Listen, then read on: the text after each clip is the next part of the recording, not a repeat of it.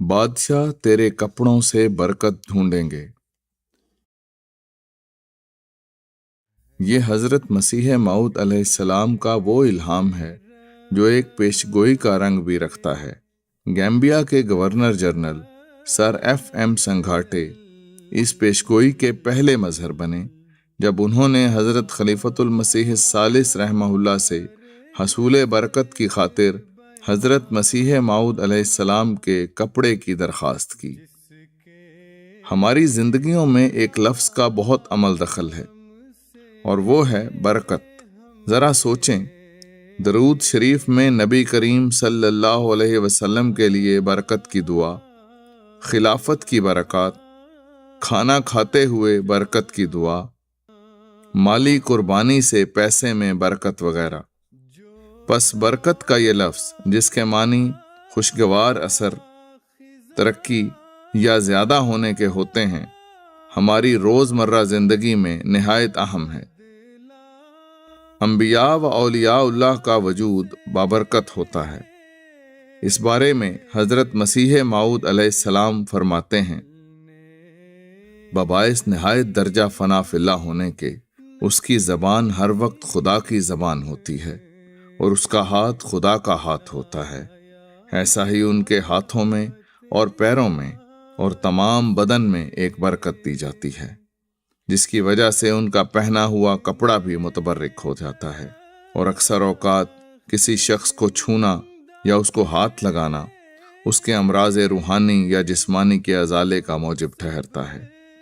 اسی طرح ان کے رہنے کے مکانات میں بھی خدا عز و جل ایک برکت رکھ دیتا ہے اور وہ مکان بلاؤں سے محفوظ رہتا ہے۔ خدا کے فرشتے اس کی حفاظت کرتے ہیں۔ اسی طرح ان کے شہر یا گاؤں میں بھی ایک برکت اور خصوصیت دی جاتی ہے۔ اسی طرح اس خاک کو بھی کچھ برکت دی جاتی ہے جس پر ان کا قدم پڑتا ہے۔ اے سونے والو جاگو، یہ حضرت مسیح موعود علیہ السلام کی انگوٹھی ہے۔ غور کرنے سے پتہ چلتا ہے کہ اس پر الیس اللہ بکاف عبدہ کے الفاظ لکھے ہیں۔ آئیے ان عظیم الشان کلمات کی تاریخ جانتے ہیں۔ جب حضرت مسیح موعود علیہ السلام کے والد محترم وفات پا گئے تو طبعاً حضور کے دل میں مستقبل کے بارے میں خیال پیدا ہوا کہ اب گزارا کیسے ہوگا۔ اس خیال کے ساتھ ہی ایک الہام ہوا جو ایک قرآنی آیت بھی ہے کہ الیس اللہ بکاف عبدہ، یعنی کیا اللہ تعالیٰ اپنے بندے کے لیے کافی نہیں؟ حضور علیہ السلام فرماتے ہیں کہ اس الہام نے عجیب سکینت اور اطمینان بخشا، پس مجھے اس خدا عز و جل کی قسم ہے جس کے ہاتھ میں میری جان ہے کہ اس نے اپنے اس مبشرانہ الہام کو ایسے طور سے مجھے سچا کر کے دکھلایا کہ میرے خیال اور گمان میں بھی نہ تھا۔ میرا وہ ایسا متکفل ہوا کہ کبھی کسی کا باپ ہرگز ایسا متکفل نہیں ہوگا۔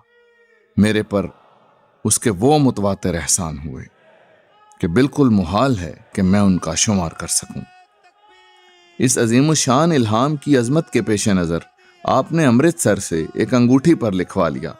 حضور علیہ السلام کی وفات کے بعد یہ انگوٹھی حضرت مرزا بشیر الدین محمود احمد خلیفۃ المسیح الثانی رضی اللہ تعالیٰ عنہ کے حصے میں آئی۔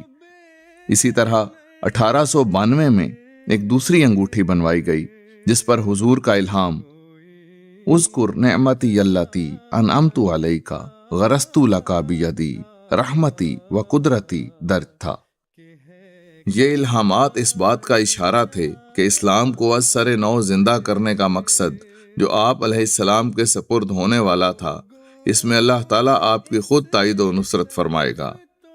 حضرت مسیح موعود علیہ السلام نے یہ فرض کما حقہ ادا کیا اور اسلام اور حضرت صلی اللہ علیہ وآلہ وسلم کے دفاع میں اپنا قلم استعمال کیا۔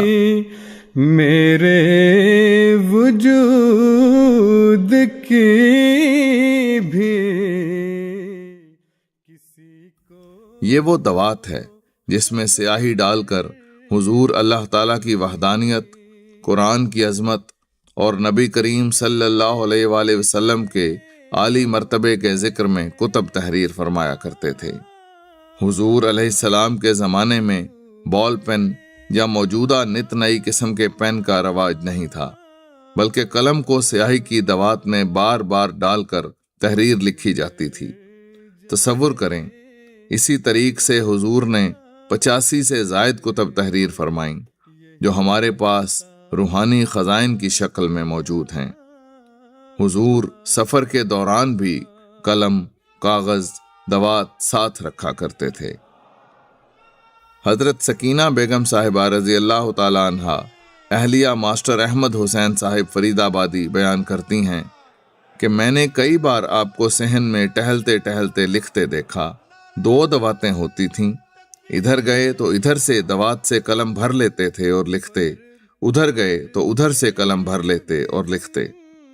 حضرت اقدس مسیح موعود علیہ السلام کے تحریر کرنے کا طریق بیان کرتے ہوئے حضرت صاحبزادہ مرزا بشیر احمد صاحب رضی اللہ تعالیٰ عنہ فرماتے ہیں، آپ کی عادت تھی کہ کاغذ لے کر اس کی 2 جانب شکن ڈال لیتے تھے تاکہ دونوں طرف سفید حاشیہ رہے، اور آپ کالی روشنائی سے بھی لکھ لیتے تھے اور بلیو بلیک سے بھی، اور مٹی کا اپلا سا بنوا کر اپنی دوات اس میں نصب کروا لیتے تھے تاکہ گرنے کا خطرہ نہ رہے۔ آپ بالعموم لکھتے ہوئے ٹہلتے بھی جاتے تھے، یعنی ٹہلتے بھی جاتے تھے اور لکھتے بھی، اور دوات ایک جگہ رکھ دیتے تھے۔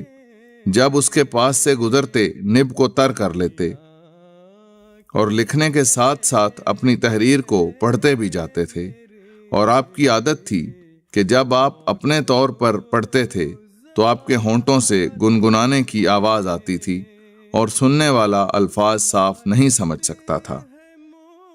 اس مشکل کام کو تندہی سے انجام دینے کے لیے آپ علیہ السلام باقاعدگی سے چہل قدمی اور سیر وغیرہ کے لیے جایا کرتے تھے، اور اس دوران آپ چھڑی کا استعمال فرماتے تھے۔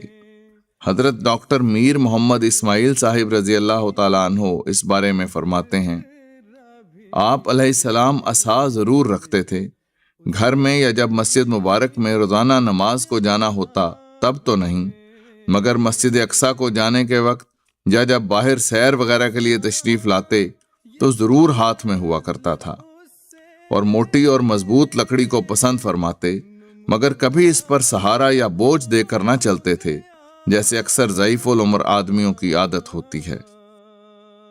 کتنے خوش قسمت تھے وہ لوگ جنہوں نے حضرت مسیح موعود علیہ السلام کو دیکھا اور ان کے ساتھ چلے، ان کے ساتھ بیٹھے۔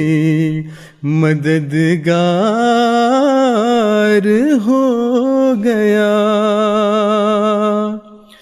اے ہوش و عقل والو۔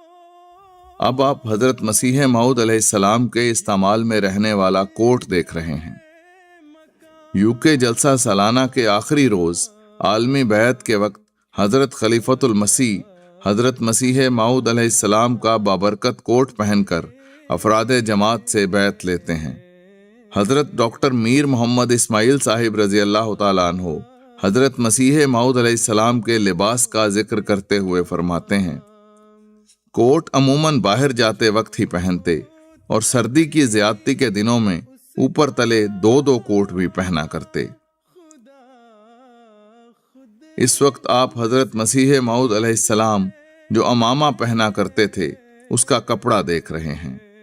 اس کے بارے میں حضرت میر صاحب رضی اللہ عنہ فرماتے ہیں، عمامہ شریف آپ علیہ السلام ململ کا باندھا کرتے تھے اور اکثر 10 گز یا کچھ اوپر لمبا ہوتا تھا۔ شملہ آپ لمبا چھوڑتے تھے، کبھی کبھی شملے کو آگے ڈال لیا کرتے تھے اور کبھی اس کا پلہ دہنے مبارک پر بھی رکھ لیتے جبکہ مجلس میں خاموشی ہوتی۔ عمامے کے باندھنے کی آپ کی خاص وجہ تھی، نوک تو ضرور سامنے ہوتی مگر سر پر ڈھیلا ڈھالا لپٹا ہوا ہوتا تھا۔ عمامے کے نیچے اکثر رومی ٹوپی رکھتے تھے اور گھر میں عمامہ اتار کر عموماً یہ ٹوپی ہی پہنے رہا کرتے، مگر نرم قسم کی، دوہری، جو سخت قسم کی نہ ہوتی۔ آپ علیہ السلام کے دن اور رات اشاعت اسلام میں صرف ہوتے تھے، یہ تھکا دینے والا کام تھا۔ چنانچہ یہ وہ چارپائی ہے جس پر حضور گھڑی 2 گھڑی آرام فرمایا کرتے تھے۔ بستر کے بارے میں حضرت ڈاکٹر میر محمد اسماعیل صاحب رضی اللہ عنہ فرماتے ہیں کہ بستر آپ کا ایسا ہوتا تھا، چادر بستر کے اوپر اور تکیا اور توشک آپ گرمی جاڑے دونوں موسموں میں بسبب سردی کے ناموافقت کے بچھاتے تھے۔ تحریر وغیرہ کا کام پلنگ پر ہی اکثر فرمایا کرتے، اور دوات، قلم، بستر اور کتابیں، یہ سب چیزیں پلنگ پر موجود رہا کرتی تھیں۔ یہ تبرکات تو چند لوگوں کے پاس ہی ہوں گے، لیکن حضور علیہ السلام کی تحریرات، ملفوظات وغیرہ حضور کے چھوڑے گئے ایسے تبرکات ہیں جن سے ہم جب چاہیں جہاں چاہیں برکت حاصل کر سکتے ہیں۔ وہ خزائن جو ہزاروں سال سے مدفون تھے، اب میں دیتا ہوں اگر کوئی ملے امیدوار۔